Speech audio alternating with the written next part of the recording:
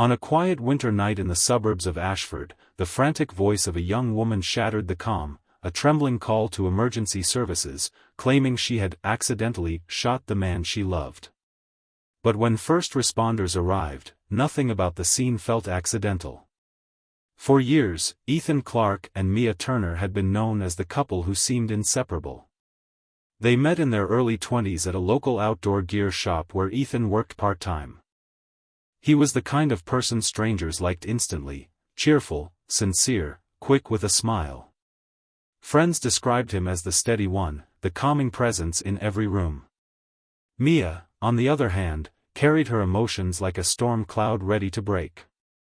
Beautiful, intense, and fiercely attached, she could shift from affectionate to confrontational without warning.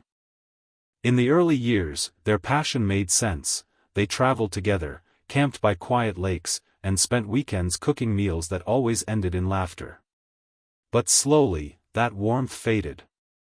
By the 4th year of their relationship, cracks were visible to everyone but them. Ethan's friends noticed how quiet he became around her, how he'd watch her movements as if gauging the next change in mood. Mia's co-workers whispered about her sudden absences and the bruising temper she struggled to hide. Behind closed doors, arguments escalated into scenes that left Ethan drained and Mia trembling with anger she couldn't control. She accused him of drifting away, of hiding things from her, of wanting to leave. He reassured her repeatedly, but something in her had shifted, a possessiveness that seemed to grow sharper each year. Those closest to them would later testify that Mia's volatility had taken a darker turn long before the night of the shooting. One friend recalled seeing her point a pistol at Ethan during an argument, the muzzle shaking in her hand. Another friend remembered Ethan brushing off the incident as just a bad night, though his face suggested otherwise. Still, breakups rarely happen cleanly. Ethan tried to hold on, believing things would improve. Mia clung to him even more tightly, terrified of losing the only person she believed truly understood her. But by late autumn, Ethan had begun making quiet plans to leave.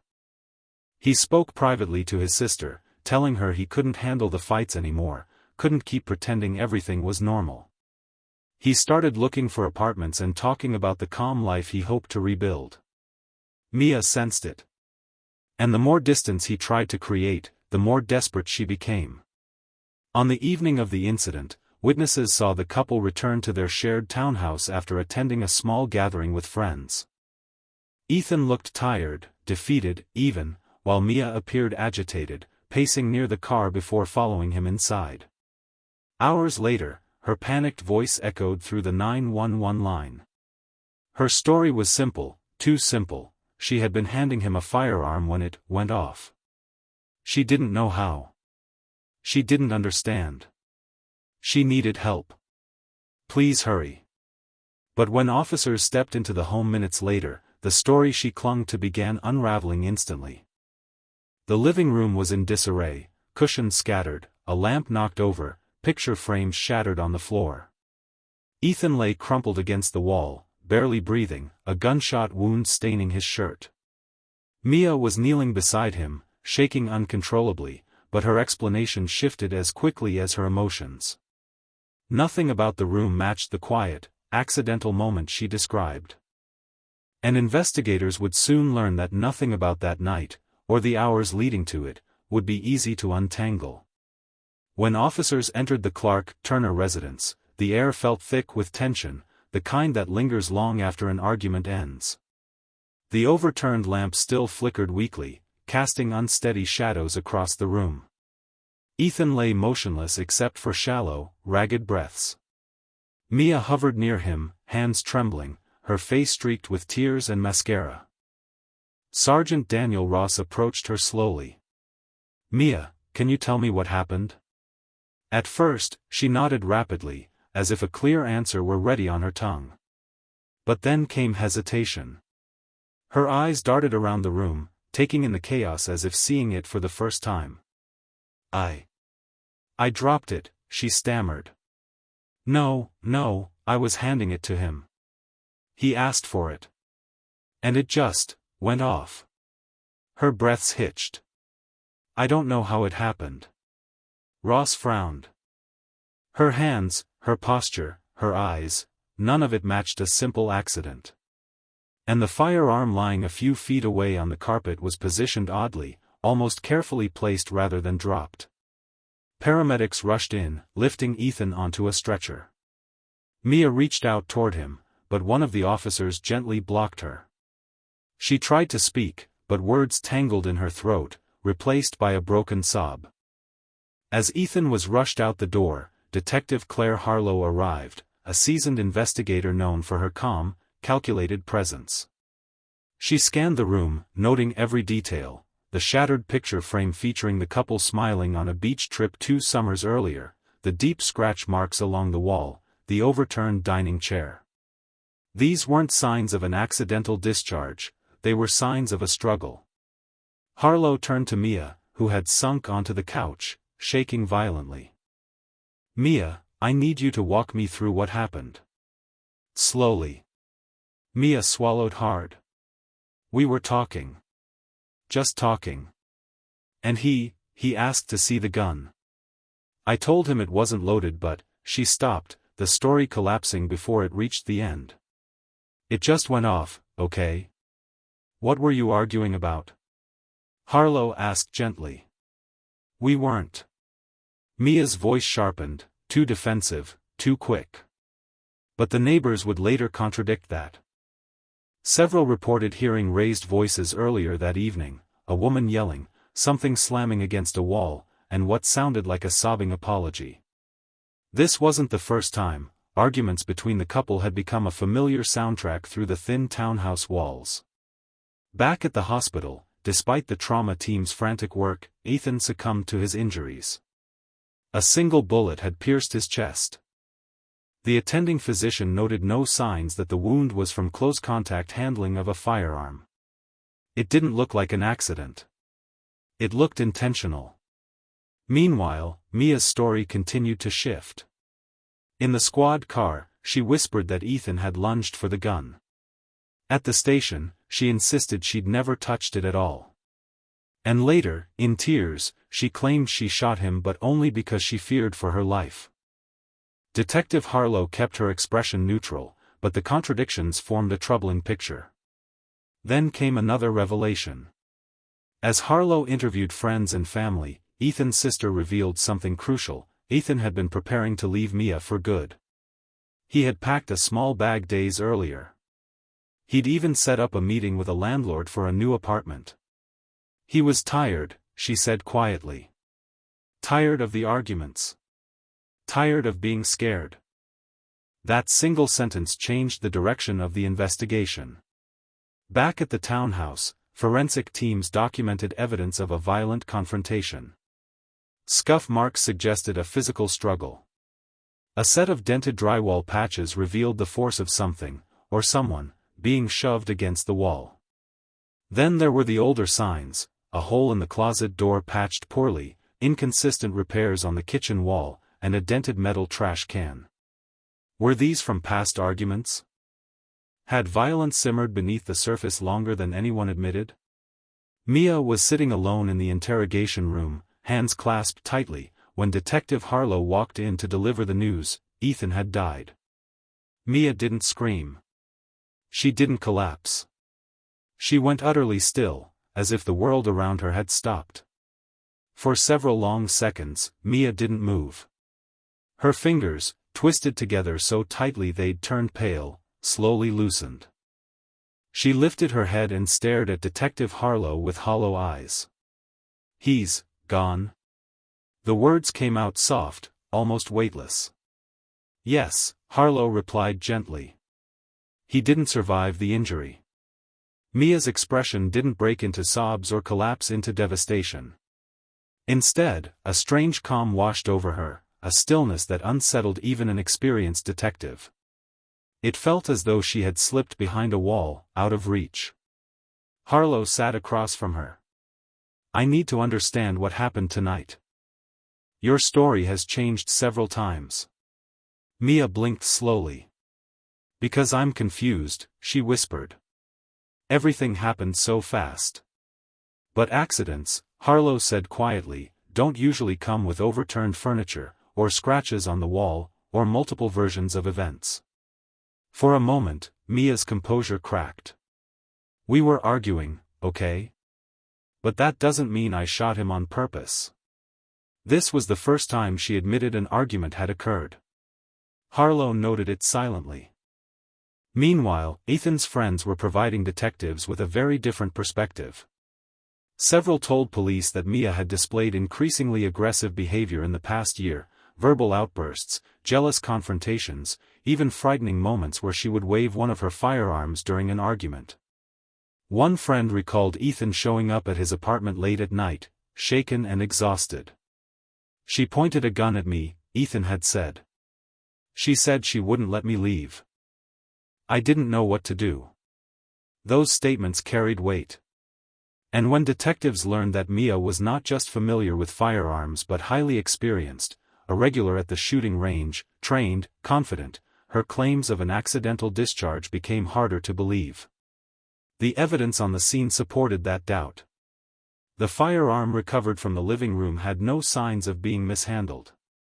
The safety mechanism worked perfectly. And the angle of the shot suggested deliberate aim, not clumsy handling. Still, the detectives had gaps. Huge ones. When they attempted to retrieve the audio from Mia's initial interrogation, they discovered that the recording system had failed. Hours of conversation, gone.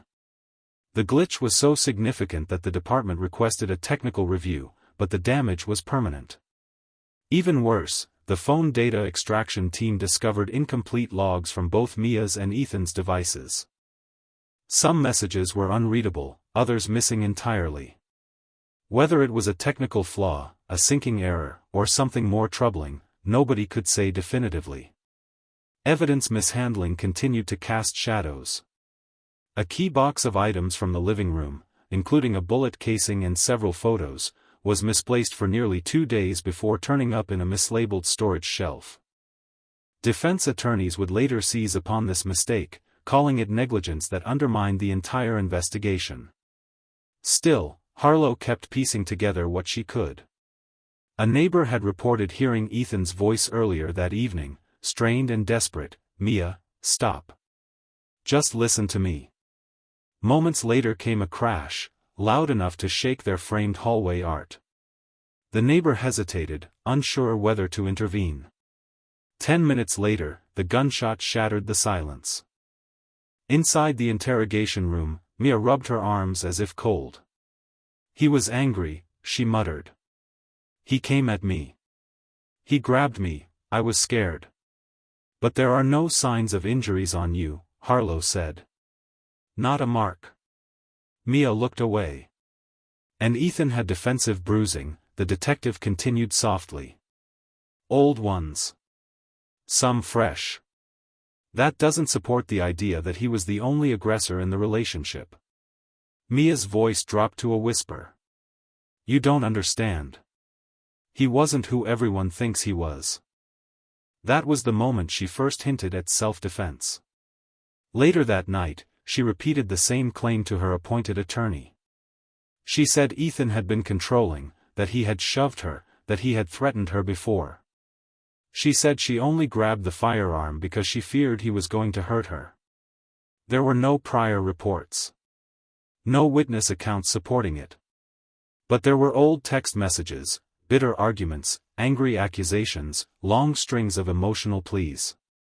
Some messages, presented later by the defense, described rough confrontations. But they were ambiguous. Hard to verify. And with the digital extraction errors, impossible to fully authenticate. The case was beginning to fracture. Evidence pointed in one direction, but missing pieces left space for doubt, dangerous doubt.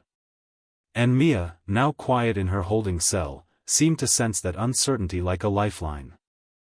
Detective Harlow spent the next week trying to fill in the gaps left by the investigative missteps.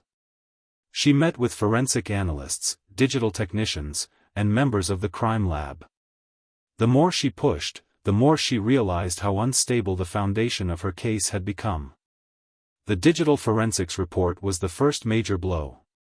The lead technician explained, uncomfortably, that both Ethan's and Mia's phones suffered from a data extraction error. Some texts appeared corrupted. Others vanished entirely from the logs. Call history around the time of the shooting showed gaps, minutes simply missing. Can we recover the missing data? Harlow asked. We're trying, the technician replied. But storage corruption can be irreversible. It wasn't the answer she needed. Then came the revelation about the interrogation recording. The hours Mia spent in that room, hours filled with tears, conflicting stories, and emotional swings, had yielded no audio at all. A system malfunction. A complete failure. Gone.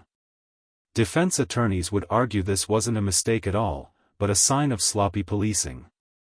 Or worse. Still, other evidence remained compelling. The autopsy confirmed what paramedics had suspected: Ethan had been shot from more than arm's length away. Not during a struggle. Not during a chaotic moment of grappling. The muzzle distance alone contradicted Mia's claims. And then there was her demeanor. Witnesses at the scene described her as dazed but controlled.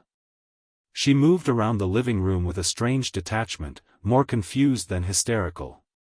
But emotional reactions weren't evidence. Harlow knew that. She needed facts, hard ones. So she tracked down more people from the couple's circle. One of Ethan's closest friends, Mark, sat across from her in a small interview room.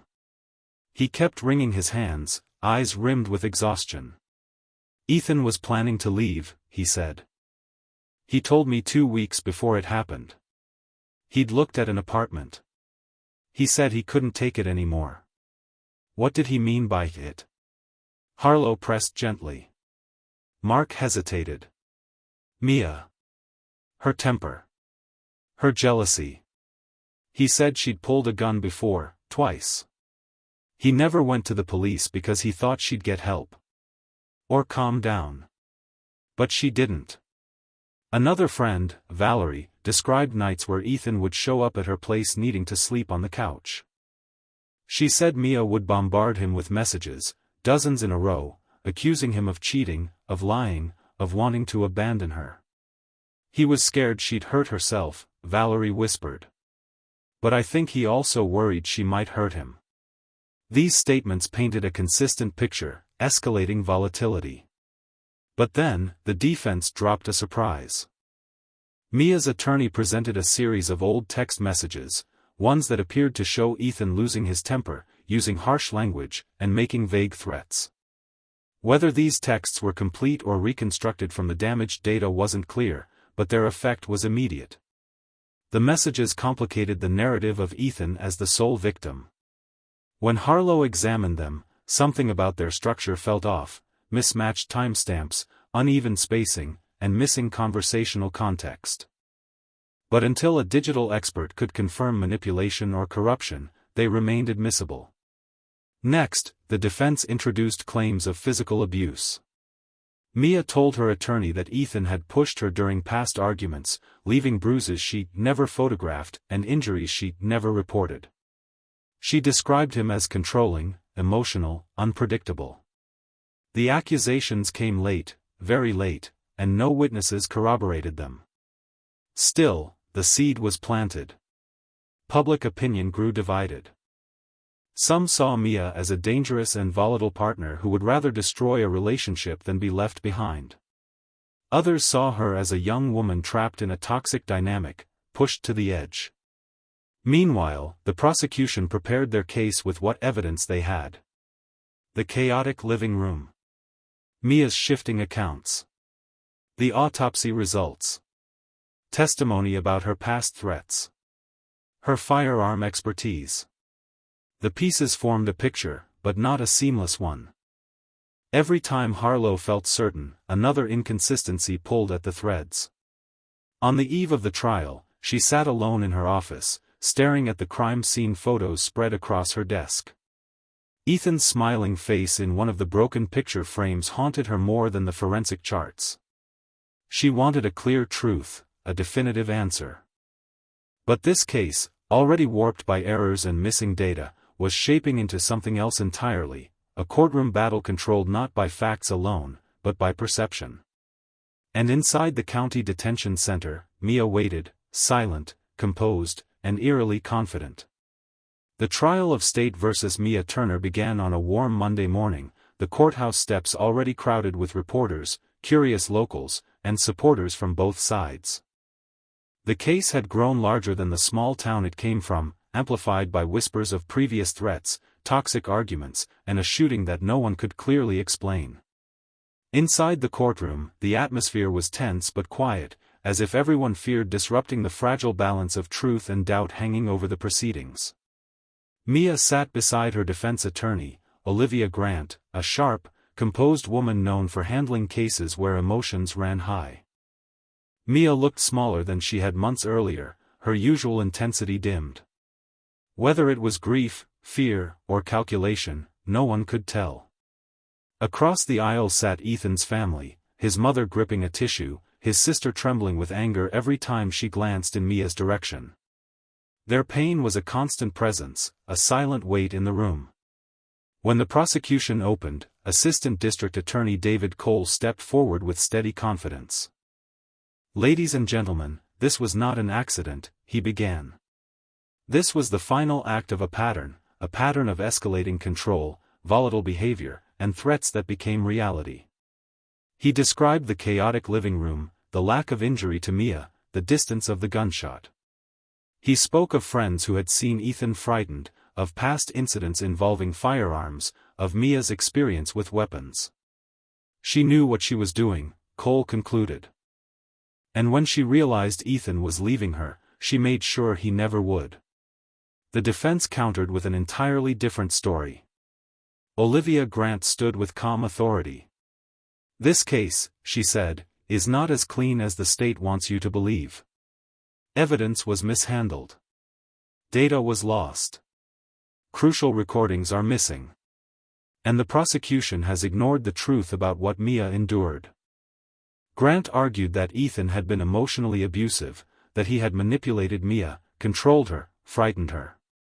She pointed to the corrupted messages showing Ethan using harsh language, insisting the missing data prevented the full picture from being known. Then came the emotional pivot. Mia defended herself during a moment of genuine fear. As she spoke, Mia lowered her head, wiping tears from her cheeks. Some jurors watched her closely, others seemed unmoved. Detective Harlow testified next. She remained professional, but the defense highlighted every misstep in the investigation. The lost interrogation audio. The corrupted phone logs. The misplaced evidence box. The inconsistent timing in reports. Each mistake chipped away at the prosecution's certainty. When Ethan's friends testified about Mia pointing firearms in the past, the defense suggested exaggeration, memory distortion, or bias. When Mia took the stand, a risky move, she painted a picture of a relationship that had slowly eroded her confidence and safety. Her voice was trembling but clear. "He grabbed me that night," she said. "He was so angry. I thought he was going to hurt me. I reached for the gun because I panicked, and it just happened so fast." During cross-examination, Cole pressed her hard.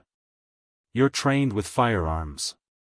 You know how to handle them safely, don't you?" "Yes." "So how does a trained person accidentally fire a gun from several feet away?" Mia froze. The courtroom held its breath. Her attorney objected, the judge sustained. The question was withdrawn, but the impact lingered in the air like a spark. Closing arguments were delivered 3 days later. Cole leaned into the physical evidence. Accidental shootings don't happen across rooms. They don't come after hours of arguing. And they don't happen days after the victim told friends he feared his partner. Grant leaned into the doubts. If the investigation was flawed, the conclusion cannot be trusted. You cannot convict someone based on broken evidence. When the jury retreated to deliberate, tension rippled through the building. Hours passed. Then a full day. Then part of the next. Finally, the bailiff announced a verdict. Everyone rose as the jurors filed in, faces unreadable. The foreperson stood. On the charge of murder in the second degree, we find the defendant, Mia Turner, not guilty. A stunned silence swept the room. Ethan's mother gasped, her hands shaking. His sister broke into quiet sobs. On the defense side, someone whispered a breathless, "Oh my God." Mia collapsed into her attorney's arms. Relief washed over her face, relief mixed with something else, something too complicated to name. Detective Harlow lowered her eyes. The holes in the case had been too large. The jury had done what the law required: when doubt exists, acquittal must follow. But doubt didn't ease the weight in Harlow's chest. Nor the devastation etched into Ethan's family. In the hallway outside the courtroom, his mother spoke through tears. "My son is gone," she whispered, "and no one will ever answer for it." In the days following the verdict, the courthouse slowly emptied, but the shock of the acquittal rippled through the community like a cold, lingering draft. Those who believed in Mia's innocence felt relieved, even vindicated. But for Ethan's family, the ruling was a fresh wound, one that would not heal with time. Ethan's mother, Karen Clark, found herself replaying every moment of the trial, every piece of evidence lost, every inconsistency that slipped through the cracks. Each flaw had felt small when examined alone. Together, they formed a tragic imbalance, one that tipped the scales just enough to leave her son's death without accountability. Detective Harlow visited the Clark home a week after the verdict.